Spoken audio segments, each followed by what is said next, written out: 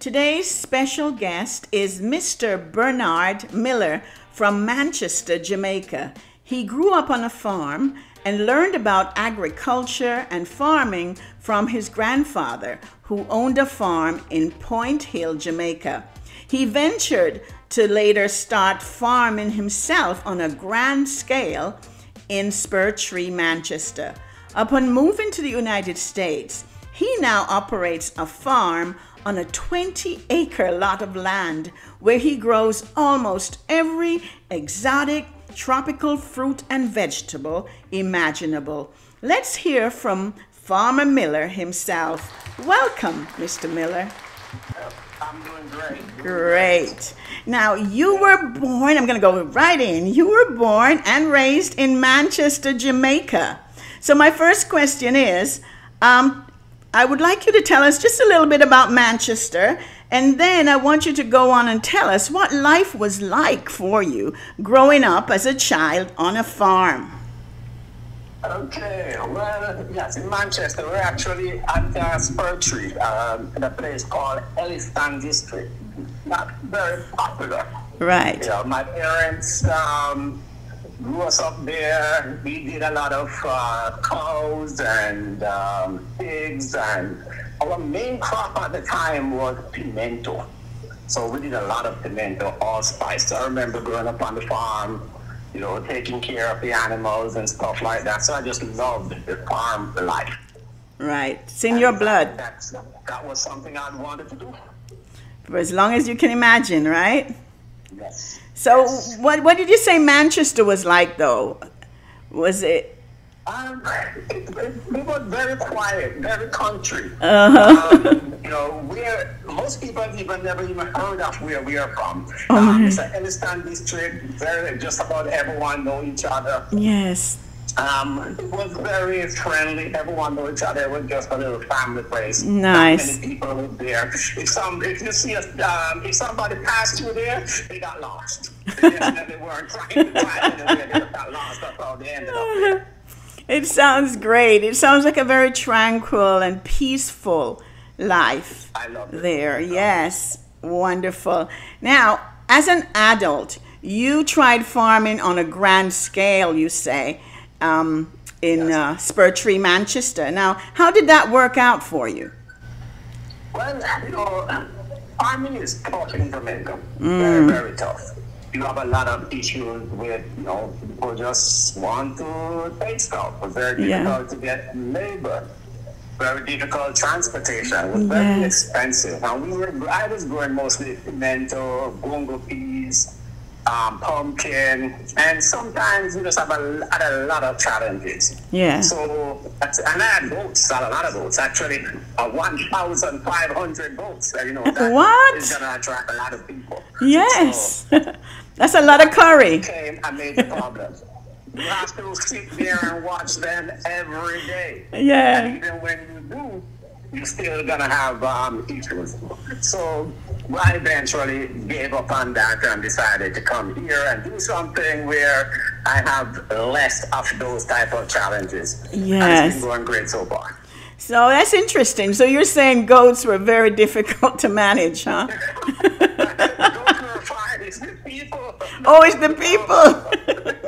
It's the people. You know, I had friends there that if they needed to leave and go to the market, they had to put the main ram goat inside the house and lock the door.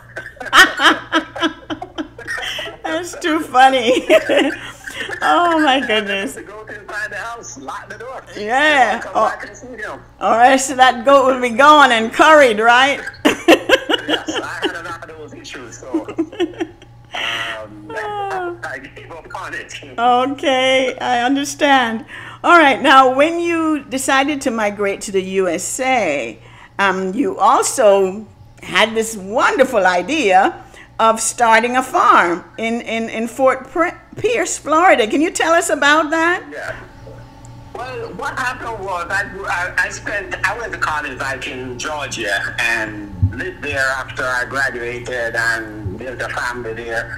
And then, you know, I longed for the stuff that we loved when we were kids. Yeah. I remember having rose apple. Never ever seen a rose apple since I left Jamaica. I love Yes. custard apple, sweet stuff, Yes. East Indian, Yes. Julie mango. These Woo. things were almost impossible. So I used Mm-hmm. to drive to Florida every summer searching for these things. And you could only get a Julie mango if you knew someone that had a tree. Right. It was almost impossible. Yeah. Until I decided, you know what, I'm just going to go there and plant some trees. That's So right. I started off with a few.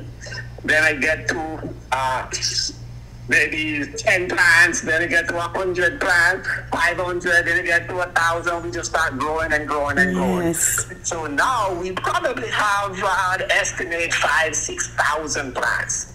So Wow. we're growing all this stuff that Jamaicans like. So people like me that want this stuff can always get it. And you know it's authentic. Yes, So we indeed. have everything that Jamaicans like. Lovely.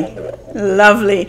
Now, you are farming on a 20-acre lot of land. That's a whole lot of land and a whole lot of work. Tell us, how do you manage all of that? The biggest problem is labor and the cost of labor. So the key is to automate as much as possible. So most of my system here is very, very automated. Even with that, it's very tough. Work 7 days a week from Yes. maybe 6 in the morning till about 8, 9 at night, just about every day. Wow. And it's hard to keep up with it, but we're doing okay. It gets easier as time goes by. And we Right. have people that come by, family and friends that come and help from time to time. Day laborers that come in and out. But it is tough. But at the end of the day, the result is very, very satisfying.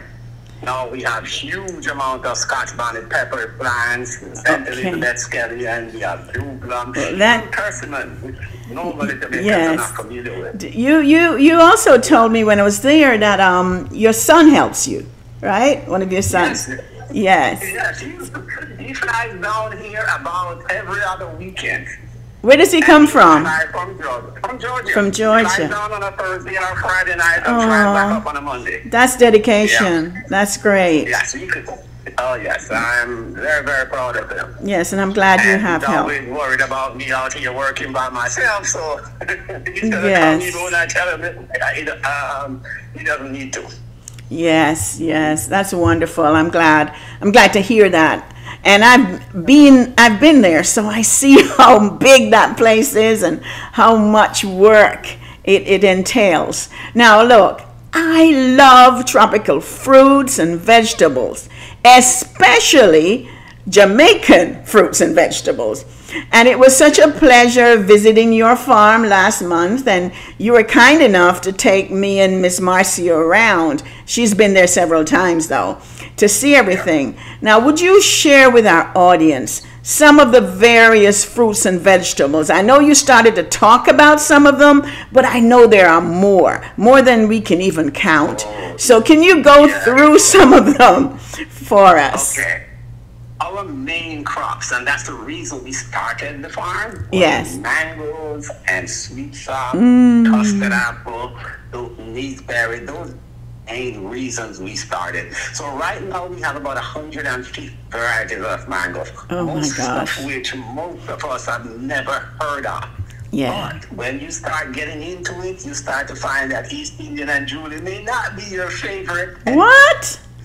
You know, every week, every time you visit, you'll be able to taste another mango that tastes different from any other mango you have ever eaten.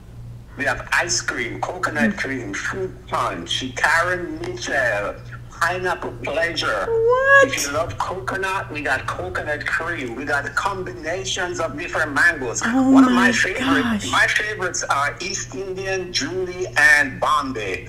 We have mangoes mixed that together. are a combination of all three. Wow. And those things are just a delight. So I you can need to just come by, imagine. Educate your palate. Woo! Try Oh my something gosh. new. Yes. I'm not good at trying new things usually, but with fruit, I think I'd be different. And I definitely remember saying when I was there, I have to try fruit punch. One of them's called fruit punch. I definitely want to try that one. Yes. Yeah. It sounds really delightful, all these different mangoes mixed together. You know, that's really exciting. So you say that I might not find that Julie and East Indian is my favorite once I try some of these, right? Okay, okay, we'll see about that.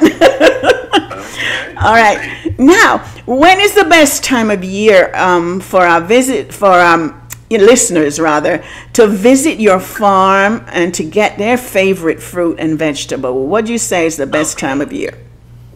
Mango season will start in about a month or two. We are beginning to have fruits now. In fact, even yesterday, people coming trying to get fruit that are just not even full.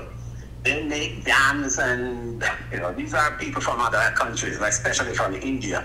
They want to get the fruits before they are ripe, even before they are turned. So, and that's the stage where we are. Right now we have fruits that are just getting to what we'll consider turned. They are not even full yet. So I'd say in another 30 to 45 days, mango season starts. Now, when it starts, and we have the varieties that are early season, mid-season, and late season. So the early seasons are beginning to come in now. We have one called Rosy Gold. Those are going to be the first set of mangoes. And we have large mangoes on the trees right now. So give it another month and a half, and you start getting mangoes. And then after mango season, then we have sweet sop. Yes. After the sweet sop, then we're going to have custard apple.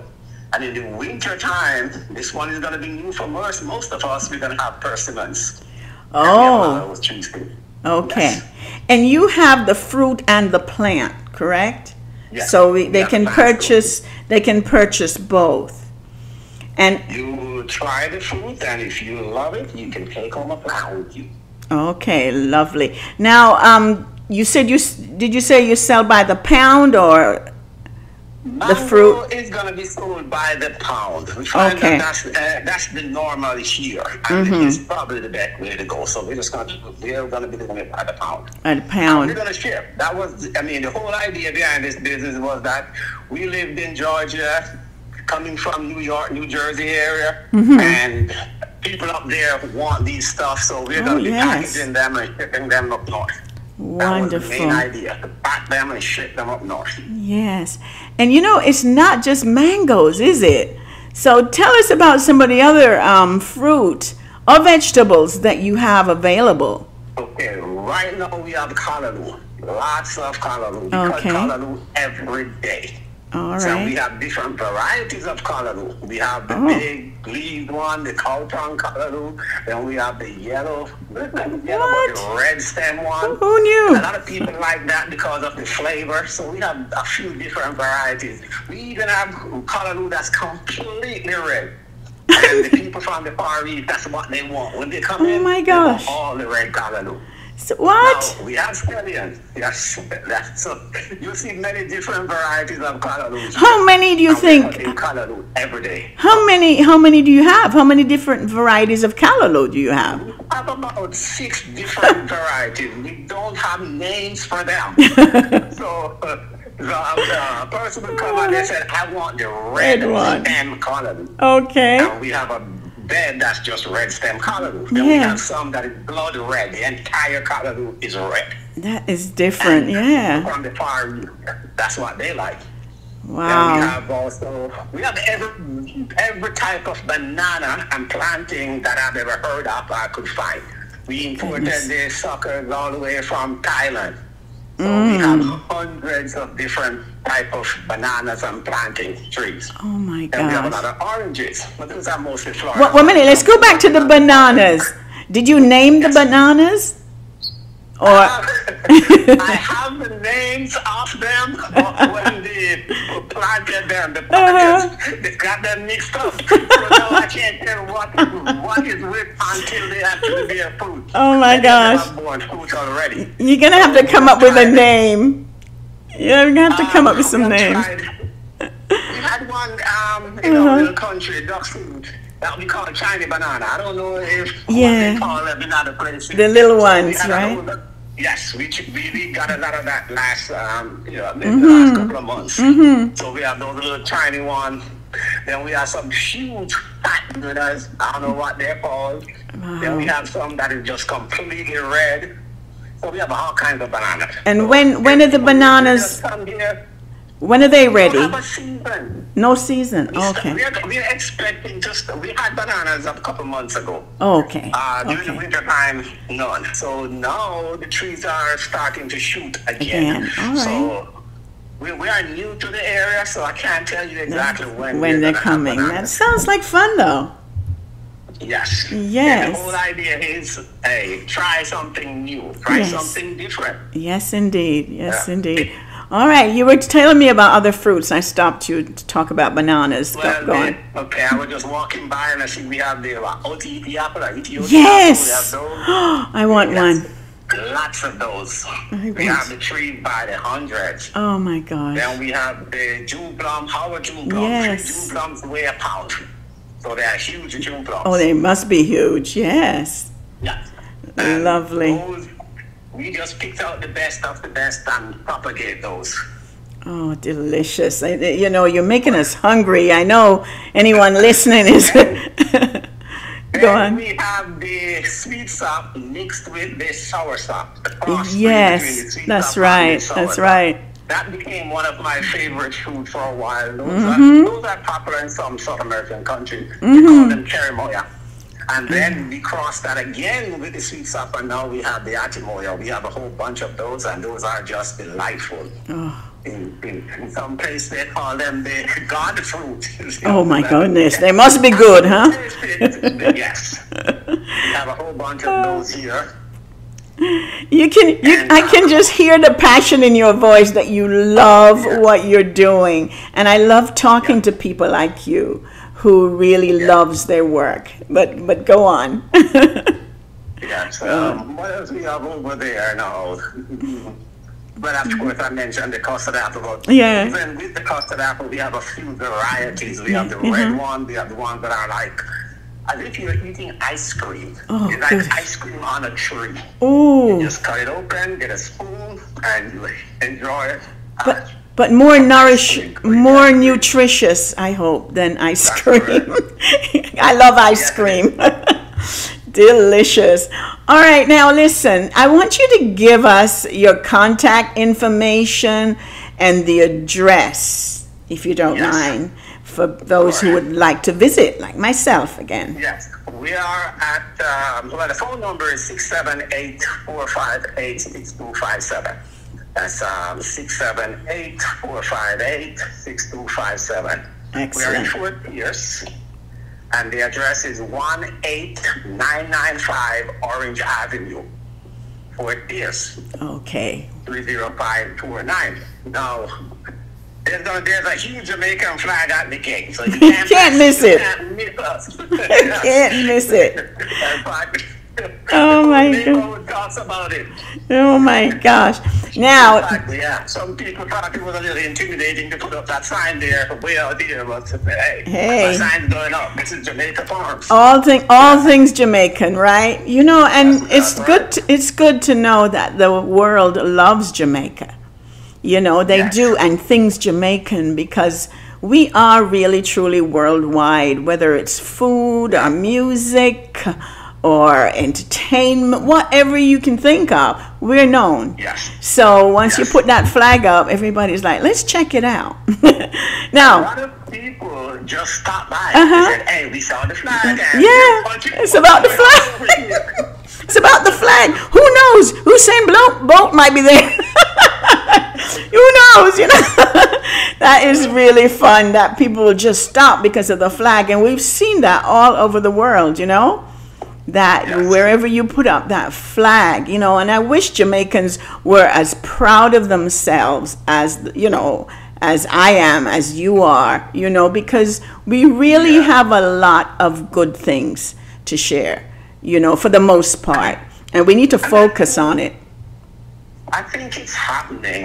Yes. You know, when I started this, I was just thinking, hey, I'm going to be planting stuff for the Jamaican community. Yes. But then I find that the community itself start to embrace it and be happy and be proud of it too, because we don't see it much or anything like this normally. Yes. We normally have a person that's just doing some backyard farming, but this is massive.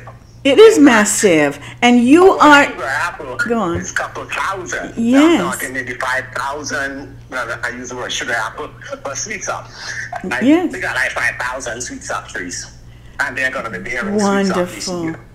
Wonderful. So, And what I like too is that you're doing your part in promoting our culture, because as I said before, food is a part of the Jamaican culture. So you're doing a good job of promoting that. Now, what surprises, if any, do you have for us when we come to visit next?